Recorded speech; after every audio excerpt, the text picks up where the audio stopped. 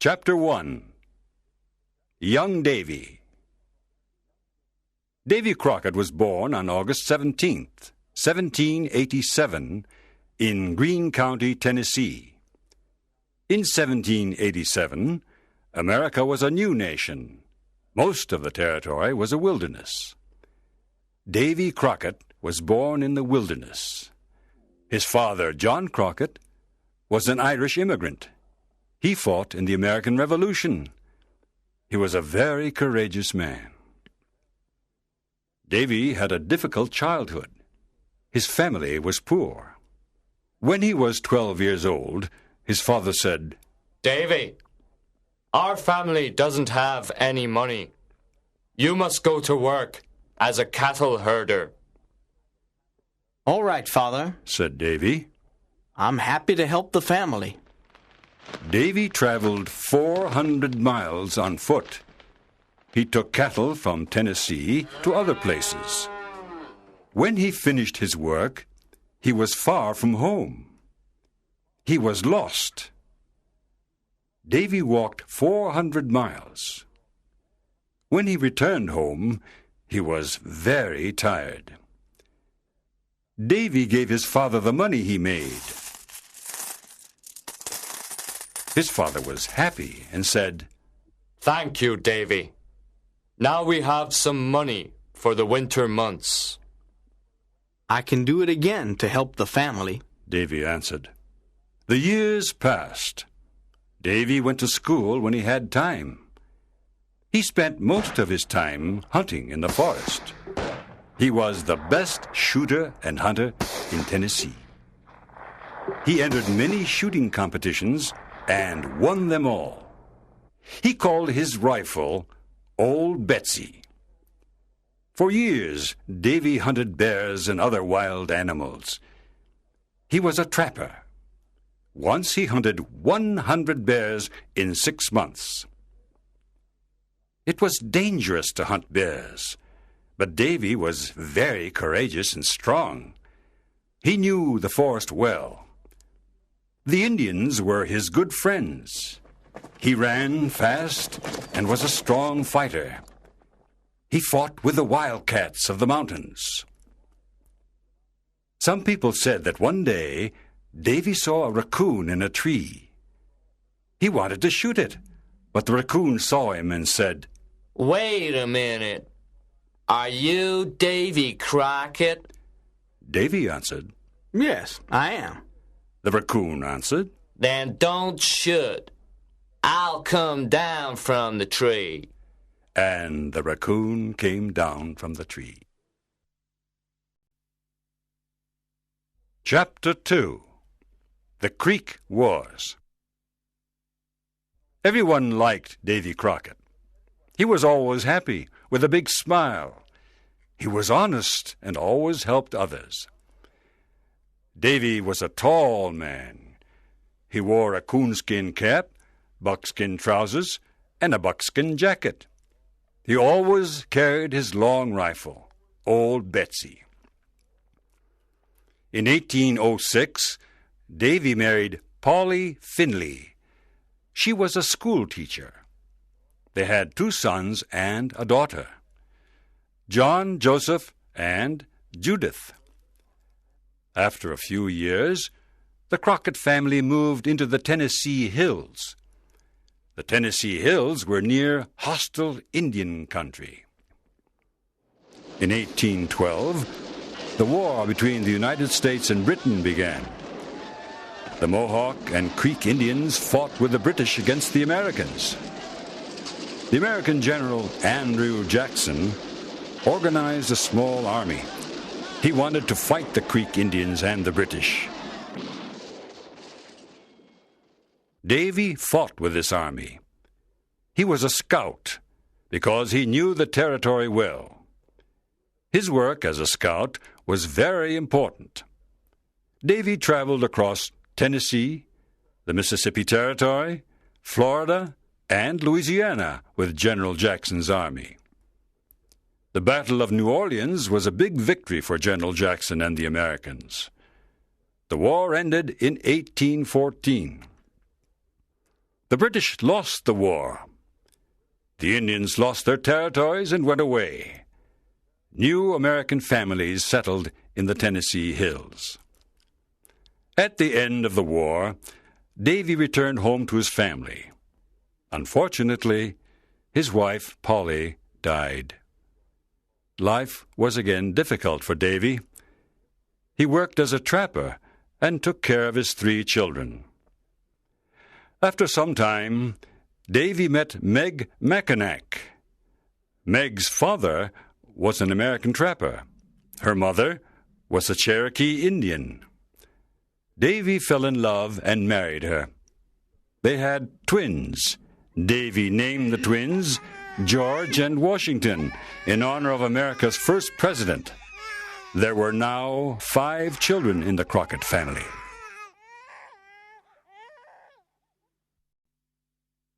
Chapter 3. Davy enters politics. Davy and his big family wanted to live in Lawrenceburg, Tennessee. Davy bought a covered wagon.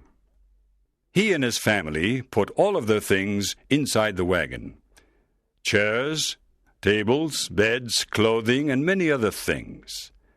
4 strong horses pulled the big wagon. Davy and his wife sat in the front. The 5 children were inside the wagon. After traveling in the forests and mountains, they arrived in Lawrenceburg. This was their new home. Davy opened a mill. He was a hard worker. His neighbors liked him. Everybody in Lawrenceburg liked him. He became a representative of the town government. He was very popular. People liked listening to his stories about hunting bears and about the War of 1812. They admired his honesty and courage. Davy was different from other politicians. His speeches were never boring. His message was clear. He spoke to the people in simple language. He dressed like them, too. He always wore his coonskin cap and his buckskin trousers and jacket. One day, at an important meeting, he didn't know what to say. So he looked at the people and said, "Today, I am like a man trying to drink water from an empty barrel. I'll tell you a funny story, and then we can go home." Davy soon became a representative of the government of Tennessee. Now he was in politics. He helped his people in many ways. At first, many politicians laughed at Davy because he never wore a suit. After some time, these politicians admired and respected him. Davy was an honest man. Everyone believed what he said. His buckskin jacket had 2 big pockets. In his right pocket, Davy had a bottle of whiskey. When he met his friends, he gave them some whiskey. In those days, it was common to give some whiskey to friends.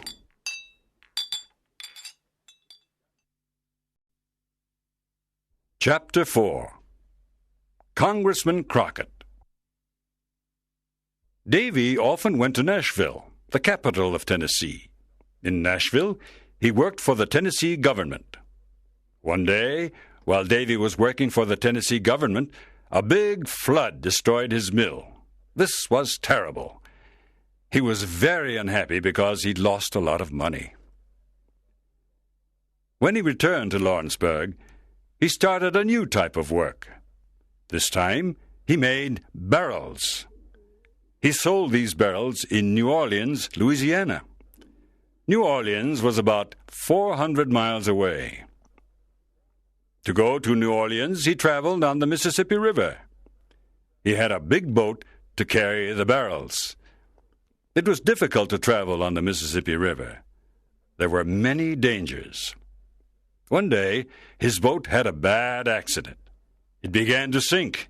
Davy almost drowned. He lost his boat and his barrels, but he didn't lose his life. In 1827, there was a big election in Tennessee. Davy Crockett became a United States congressman. This was a great honor for him. In the United States Congress, he represented the people of Tennessee. He traveled to Washington, D.C., the capital of the United States. Davy was very happy to be a congressman. He wanted to help his people. There were congressmen who wanted to take land away from the Fox Indians of Tennessee.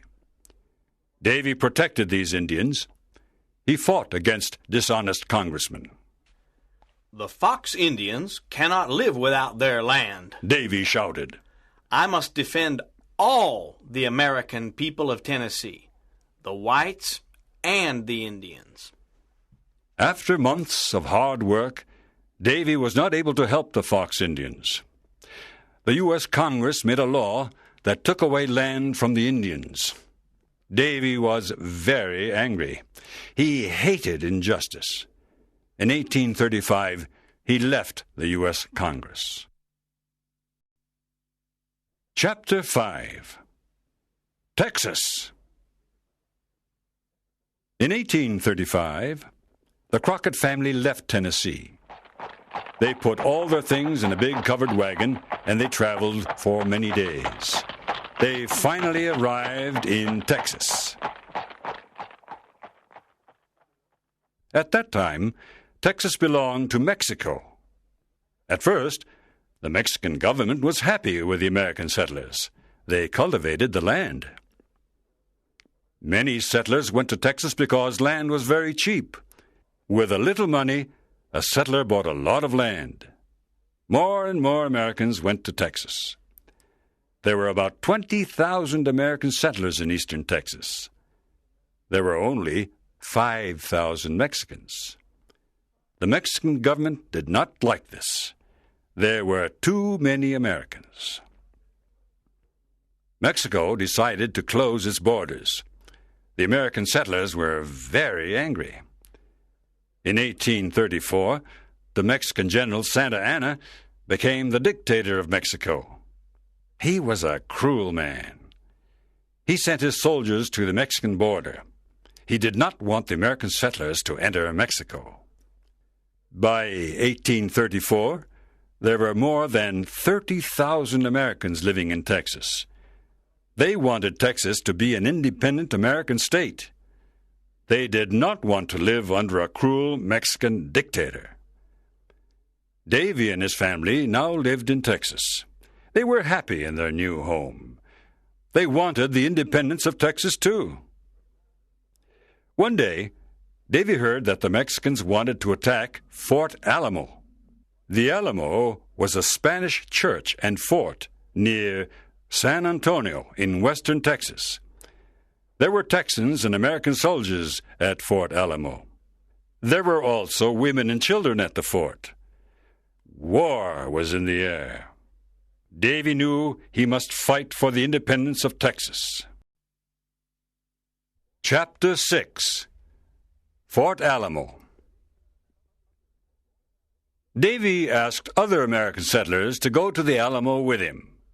Few men wanted to fight, but this did not stop Davy. He and 15 men decided to go to the Alamo. They were ready to fight the Mexicans. There were 112 men at the Alamo. Colonel William Travis of the U.S. Army was the commander.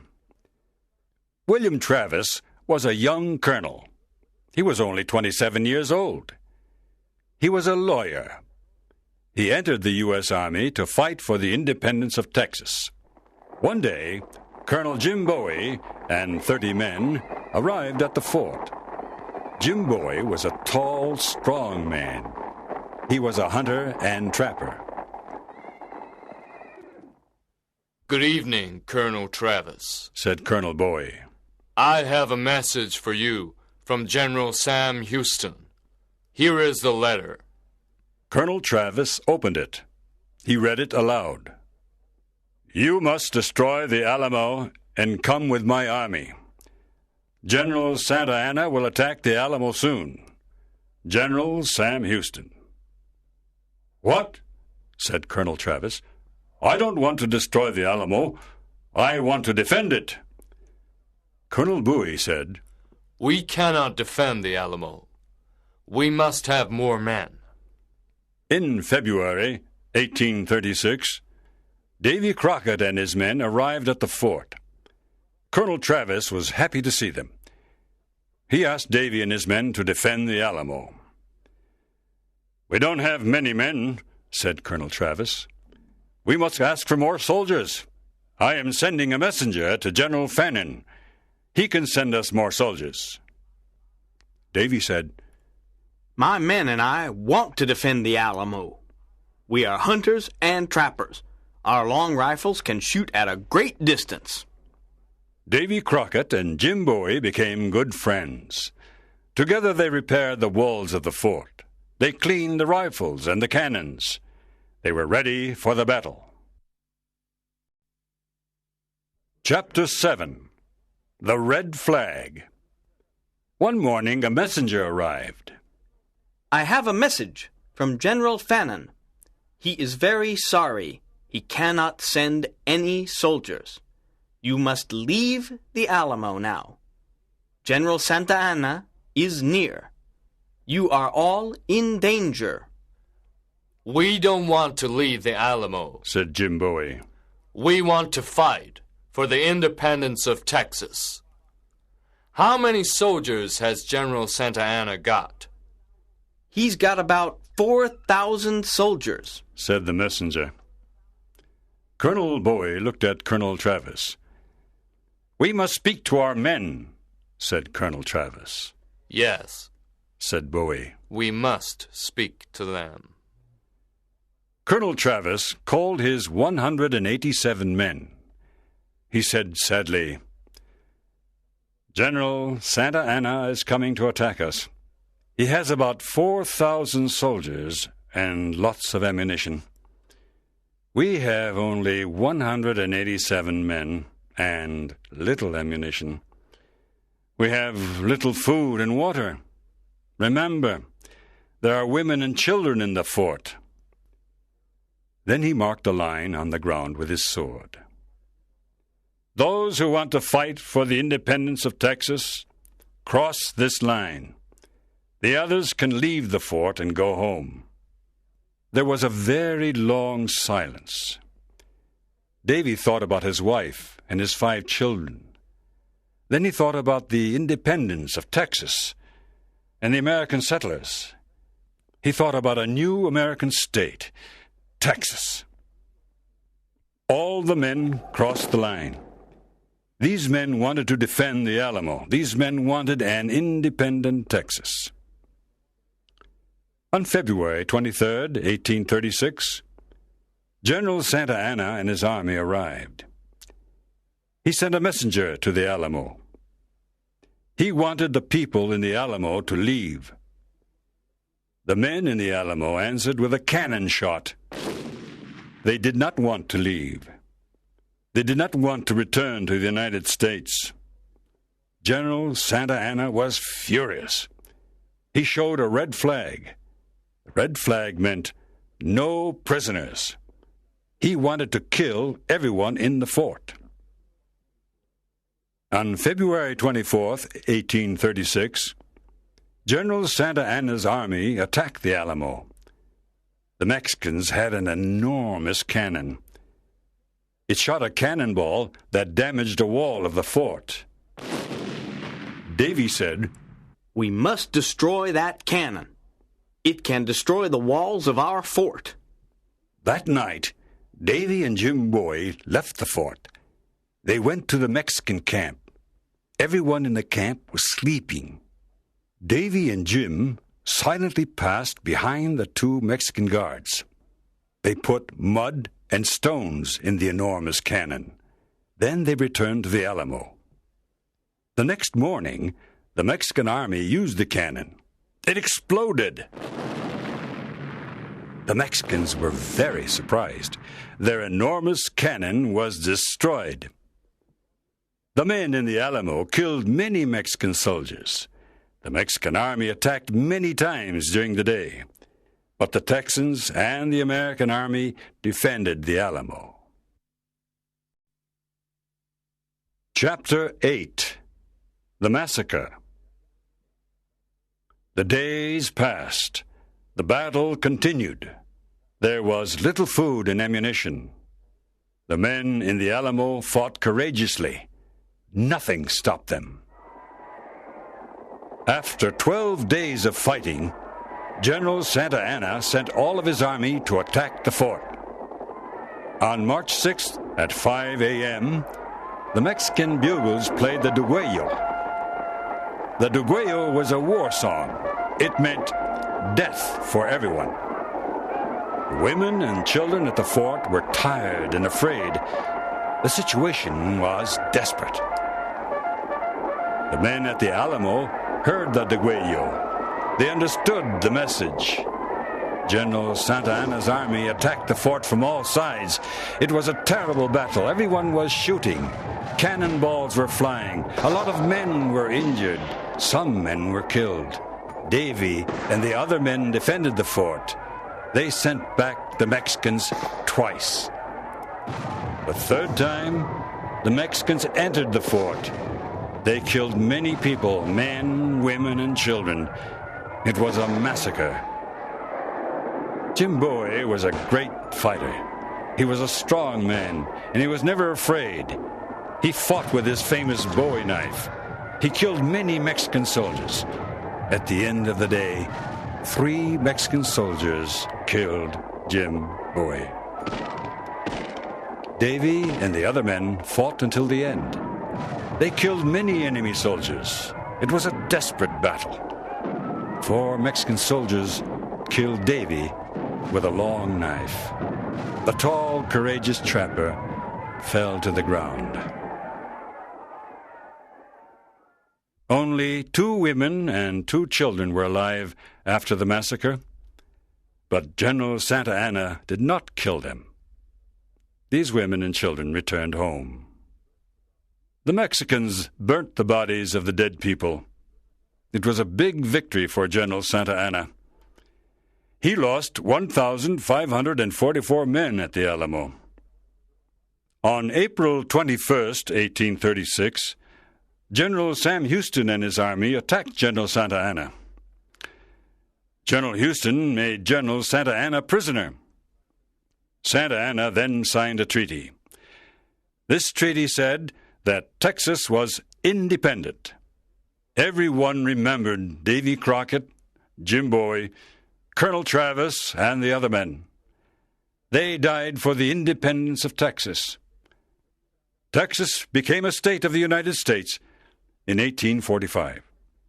All through his life, Davy Crockett did what he believed was right. With his honesty and determination, he became a national hero. Davy Crockett was the perfect example of the American free spirit. In his life story, Davy wrote, "I leave this rule for others when I'm dead. Always be sure you're right. Then go ahead.